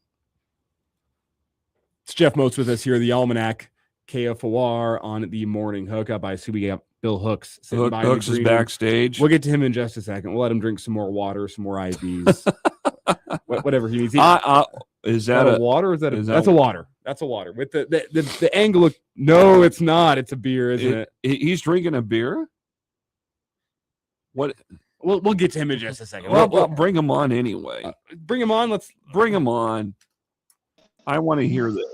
So, what are you having for a beverage? Well, it's the beverage of Hooksy's choice all the time. Crown and water. Yes, sir. Good morning. Good morning, everyone. Okay. Water. The hair of the dog. Oof. Yeah. That'll set you up. A midday nap will fix you. That's the thing. Is you get that Crown and water in you. You get that midday nap, like 60 minutes, and then you wake up. You're a whole new man by the afternoon. Yeah, this is you get it like you're a trained professional speaking like that. This is a get up, get going, morning walk outside, knowing that you are part of history of winning basketball. It's a pool day, and then it'll be the nap and out to dinner. Well, Hooksy, we do need confirmation. Correct, that was not you who jumped in the canal in Bricktown last night? That was not, and what a scene it was down there. And again, we'll get to it. Finish up with the almanac. I know you guys are talking some good baseball, because it's baseball weather there and here right now. Oh, it's beautiful here in Lincoln this morning. It's pushing 70 degrees right now, maybe a little bit warmer. And by the way, FlotX10 says that Zane is my buddy's kid. Nice to hear he was throwing well. He did throw pretty good yesterday. So even though, Northeast fell 25-2 to Southeast in 5 innings. But, there's going to be more baseball. There's a lot of games. In fact, there's a game every day next week at Den Hartog and all across town, and we'll have a better idea on what some of those games look like. I know next Friday I got Elkhorn South and East over at Hartog. That'll be the Friday afternoon game over there. So looking forward to that. But, baseball season's here. Soccer got going yesterday. It was interesting because we had the baseball game at Den Hartog, and then the reserve field off to the right there on the east side. You had JV soccer behind us. You had varsity soccer at Seacrest. So, everybody out enjoying the weather and taking in the sights and sounds. And, spring sports is off and going here. Well, Moats, before I get you out, Caleb, have you found a new trivia question for the almanac? Yeah, so you already knew what the most runs in a game by a single team were, and you actually mentioned Class A and Class B, but do you know the most runs combined in a single game between two teams? I'll give you a hint. It is neither of the two games that you mentioned earlier. Okay. Can we get a total number of runs scored? 50.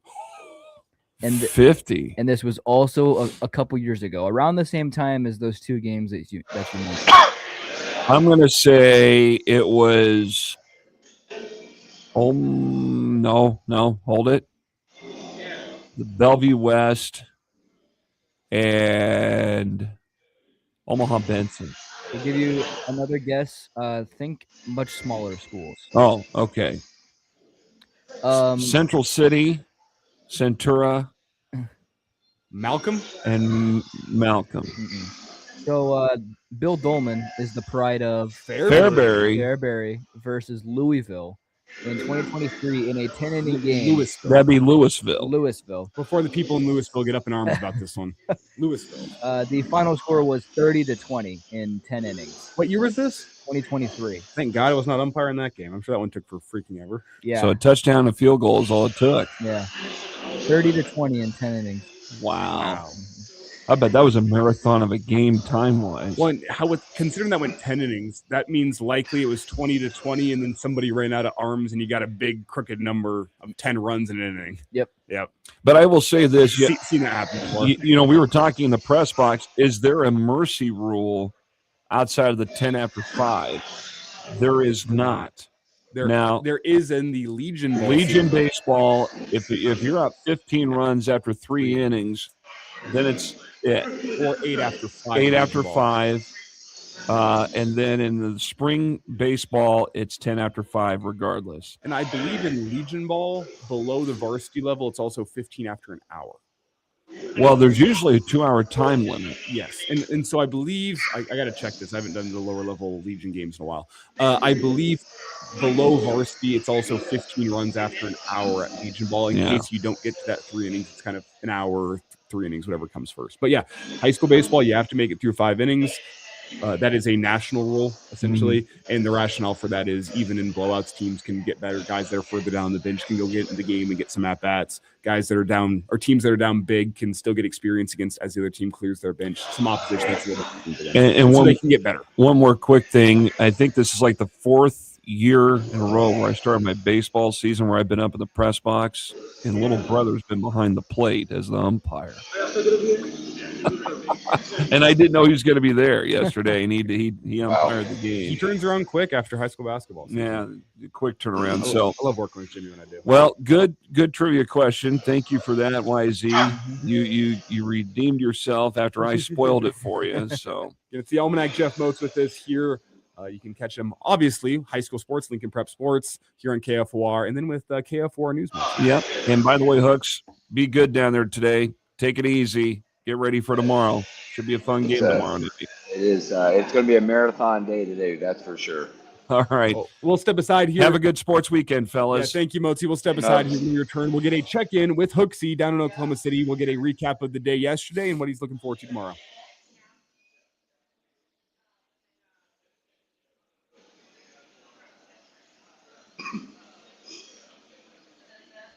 We got a working fire, it looks like. Hooksy, you're looking for the text. I was concerned. You're looking chipper. Boys, I've been up. Like I actually got the text, and I'm like, oh boy, let's see how I can get this together. We've been on a coffee walk already, which helped. Got. That usually means he got a phone call. That's usually I've been in this StreamYard business long enough.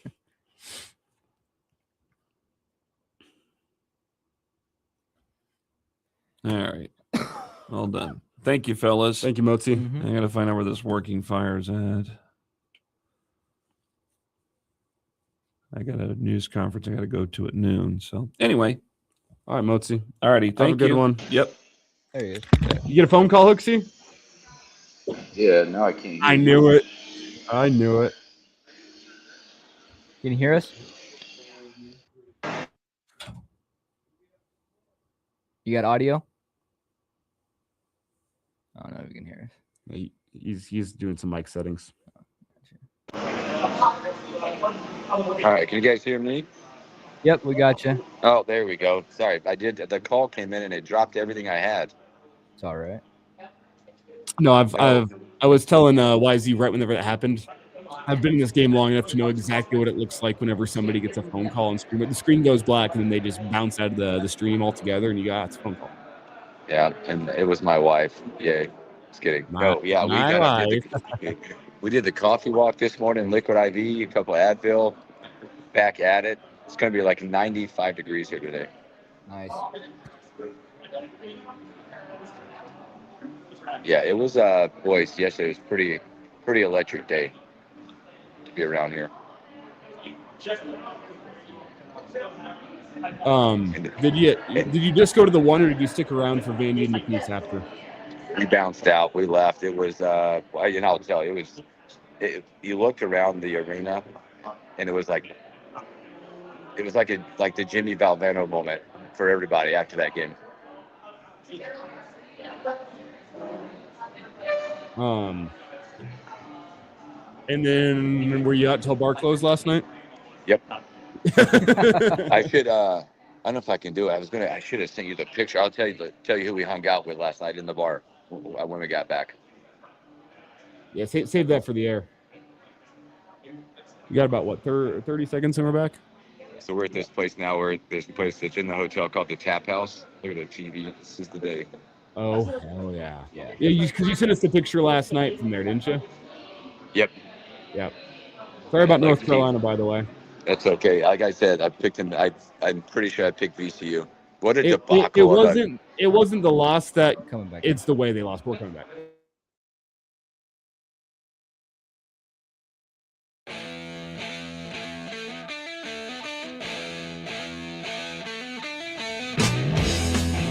Welcome back in to the morning hookup on a Friday. One final time here. Hooksy keeps on getting phone calls, but he's back in the stream with us from the hotel bar down in Oklahoma City.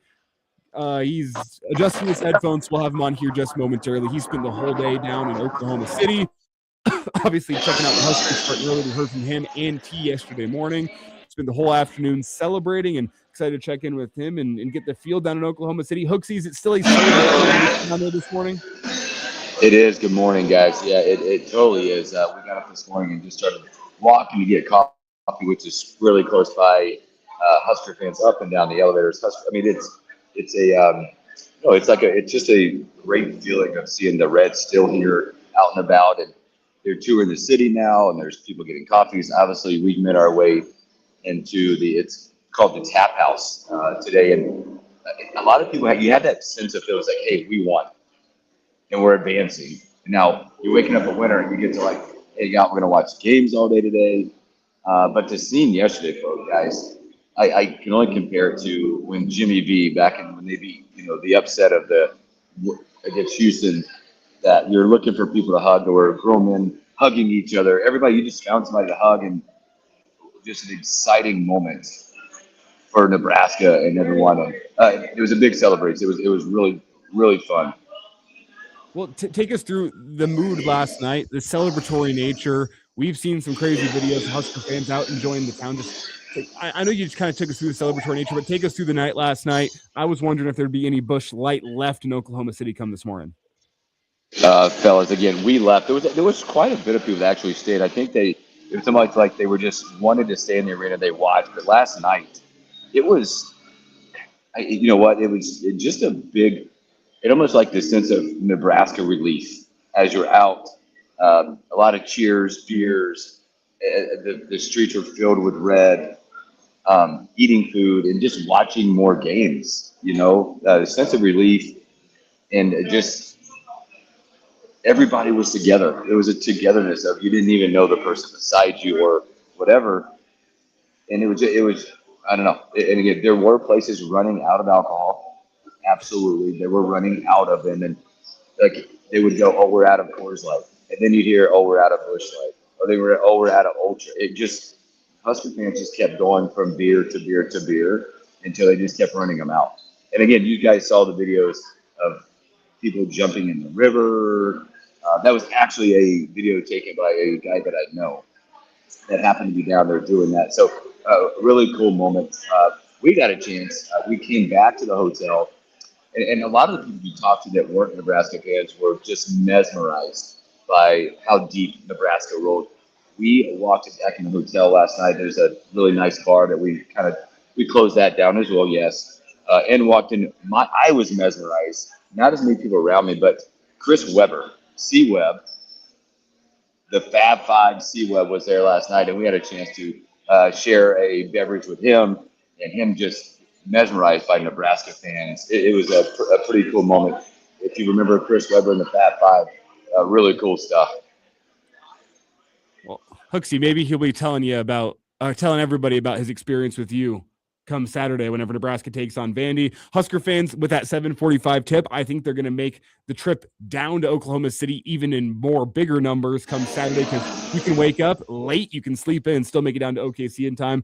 Quickly, before we get you out, tell us about what you think about the Vandy matchup and what we're expecting to see Saturday night. Vandy's a team that likes to get up and down, man. They're athletic. Come out of the it's a team out of another power conference.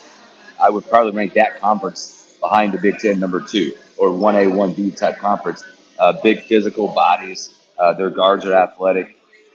But I will go back to it, and we've all said this, Nebraska in a short-term situation, we're going to be hard to game plan against. We're a team that does a lot of different stuff. But again, we've talked about this too. It's about coaching.